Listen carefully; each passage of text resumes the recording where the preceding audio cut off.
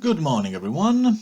Today we are talking about the 9/11 attacks on the World Trade Center in New York.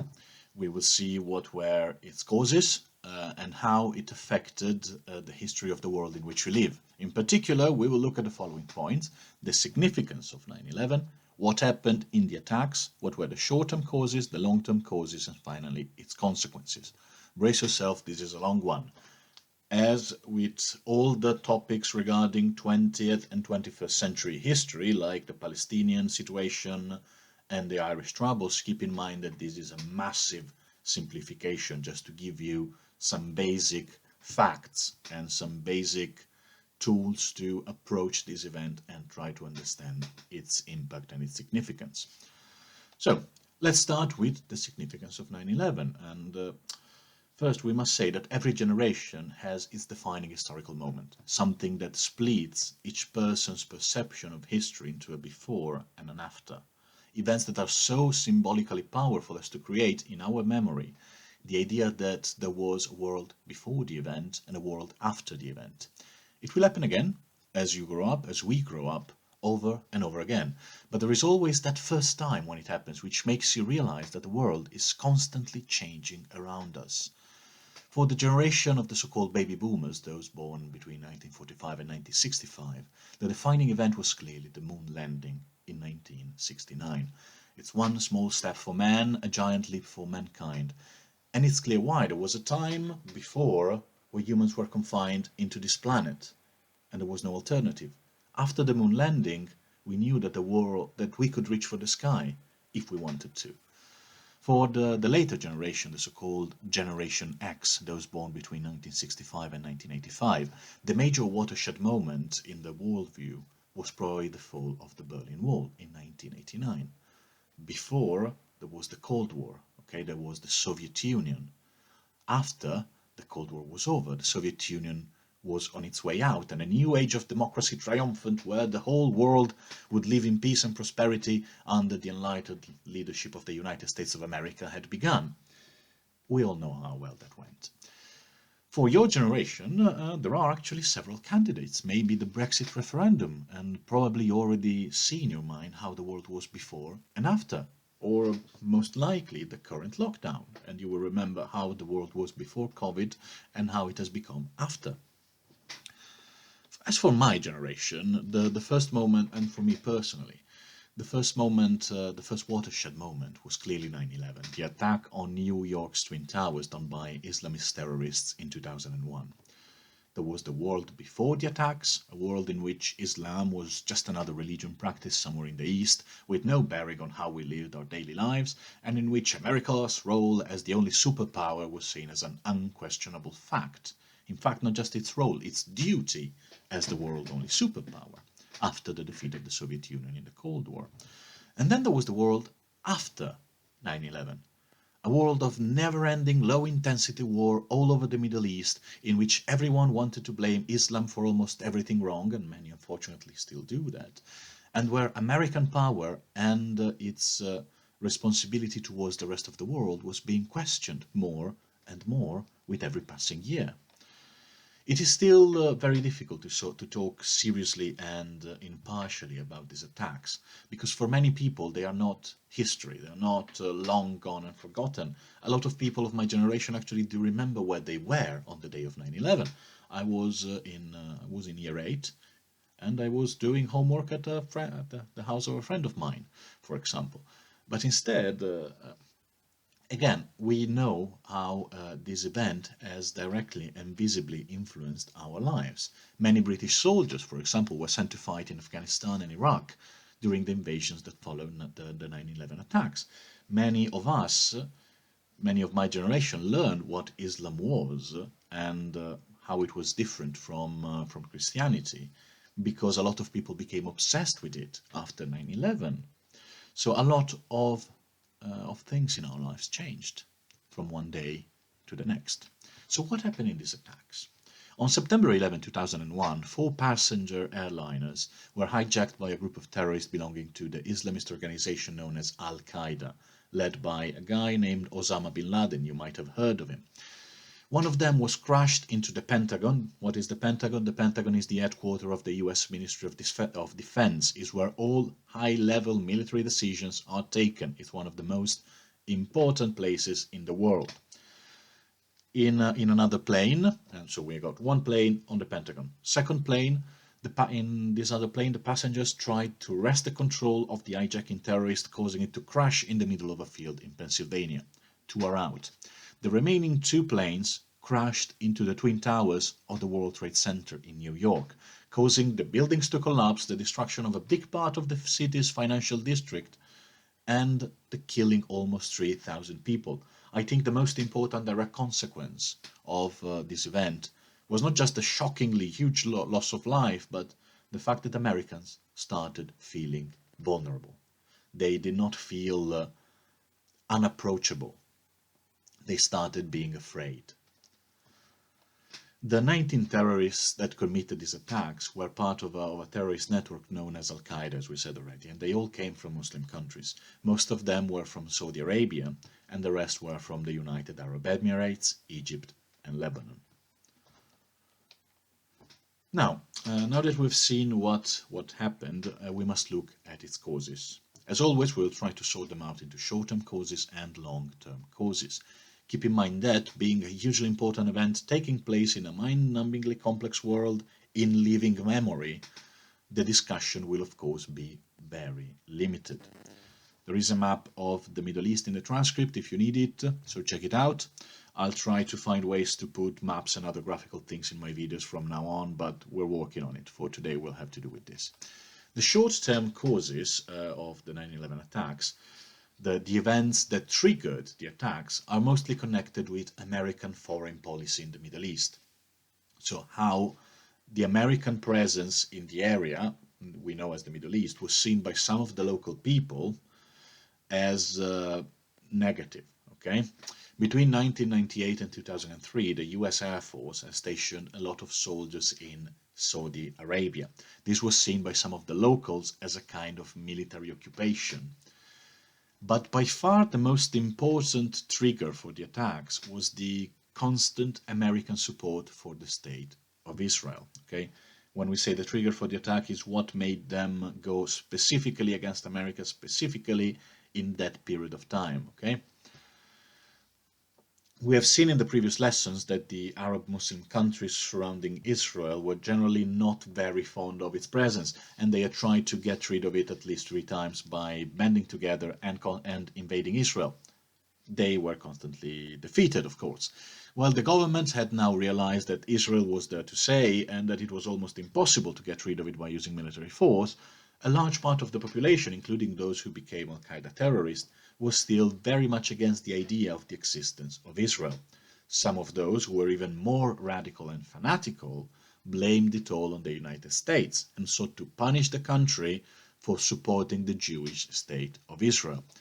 This is just, again, we're scratching the surface, but we can consider it as the main ideological trigger for the 9/11 attacks. Moving on to the long-term causes. The long-term causes of the attack, what made these people take the insane decision of hijacking those planes in the first place, and what is the gunpowder barrel metaphor we used in our last lesson. The fuse of the gunpowder barrel is the short-term causes.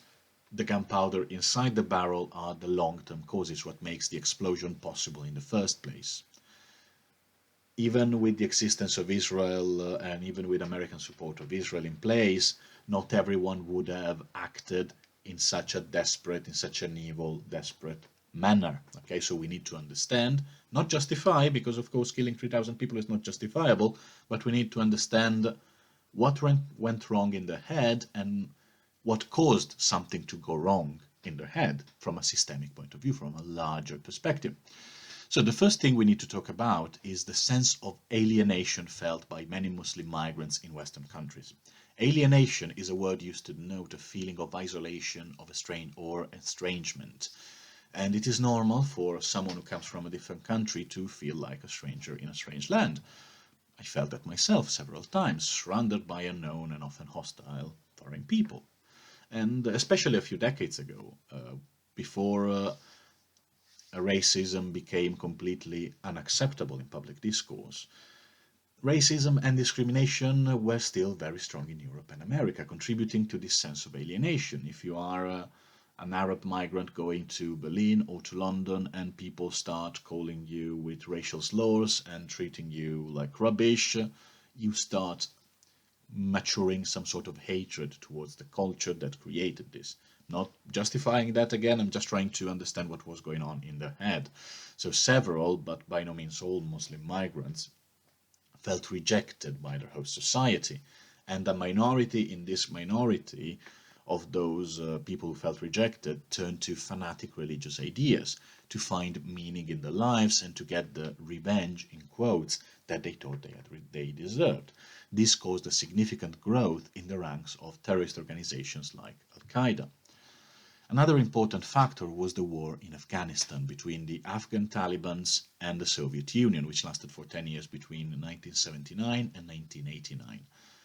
The Americans, who were the enemy of the Soviets during the Cold War, used their intelligence agency, the CIA, to send money and weapons to the Taliban rebels themselves in order to help them defeat the Soviet army. But this would later come back to haunt them, as the money also reached people like Osama bin Laden, who helped the Taliban and used this money to set up Al-Qaeda and expand his terrorist network, the same terrorist network that would eventually launch the 9/11 attacks. So to sum it up, there was this war in Afghanistan between the Soviet Union and the local rebels. The Soviet Union lost also because, among other things, we discussed Afghanistan in many lessons ago, and we already said that it's very difficult to control that area militarily today.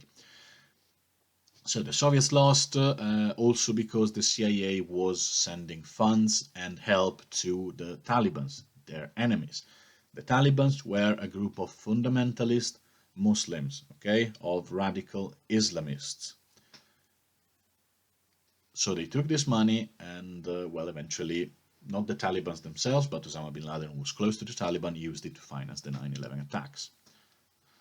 Now, there are several more factors, but by now we can limit ourselves to these two: the alienation of Muslim migrants in Western countries and the help given by the Americans themselves to bin Laden in the 1980s. So, how did 9/11 change the world? Well, how did 9/11 not change the world? I could ask back. But let's limit ourselves to the three main consequences. External to the United States, so we're talking about the so-called war on terror. Internal again to the United States, but with also some influences on the rest of the world, talking about the Patriot Act and other similar measures. And social consequences, we could call them that, the rise of Islamophobia across the Western world. So the war on terror was declared by American President George W. Bush immediately after the attacks. It was the beginning of a collective effort of many countries around the world to fight global terrorism networks. It was not a war on a country. When you think of a war, you think of a war against a country. But it was a war on a concept, the concept of terrorism. So you start seeing why it didn't really work out the best. However, it also led to some actual wars with some actual countries. First, it led to an invasion of Afghanistan in 2001. The war was caused by the belief that bin Laden was using the country as a base for his terrorist network, and it was sort of correct. It was the beginning of a very long, grinding, and essentially useless conflict with the United States Army essentially overthrowing the Taliban regime that they had financed in the 1980s, putting on what is essentially a puppet government. The puppet government is unable to keep order in Afghanistan for a number of reasons, and the only result of this grinding and useless conflict, as we called it, is to destabilize an already troubled region of the world. Something similar happened in 2003 with the invasion of Iraq.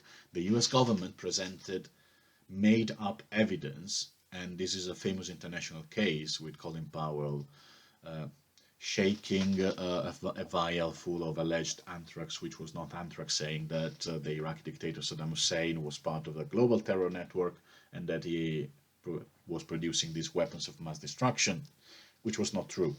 Saddam Hussein was a scary, terrifying, and morally unjustifiable dictator, but among the many things he did not have weapons of mass destruction, not the ones the Americans said anyway. So the US government presented this made-up evidence that linked the dictator of Iraq, Saddam Hussein, with the 9/11 attacks. It was not true. Once again, it was the beginning of a long, grinding and useless conflict, which only had the result of destabilizing an already troubled region of the world. Seeing a pattern here, giving us things like ISIS, you might remember that from the decapitation and the general barbarity, the Syrian civil war, which you might remember for the gas attacks and the general barbarity, and the memes about World War III in January 2020, so at least something good came out of it. So within the United States, the 9/11 attacks caused a huge paranoia, a huge increase in fear, and increases in fear leads to increases in security. This allowed the government to pass the Patriot Act and a number of other laws which increased the control of the government over the population in order to prevent more attacks. It's also the reason why we cannot bring water bottles into planes anymore. Finally, the 9/11 attacks caused a huge wave of Islamophobia in Europe and America. Shortly put, many people started incorrectly associating all the Muslims with the idea of terrorism, leading to assaults, lynching, and other forms of discrimination. Ironically, it's exactly this kind of behavior that contributes to turning people into terrorists in the first place. This self-perpetuating cycle of Islamist terrorist attacks, followed by anti-Islam reaction, followed by discrimination, followed by more terrorist attacks, has become one of the main problems of European and American societies in the past decades, and it is something that hopefully we will be able to fix in the future. I don't know. So those were the facts, some of them at least, since the situation, as we said, is extremely complex. There is a model answer in the transcript. Read it and use it to answer today's question. What happened on September 11, 2001 in New York? Looking forward to read what you can write. See you next time.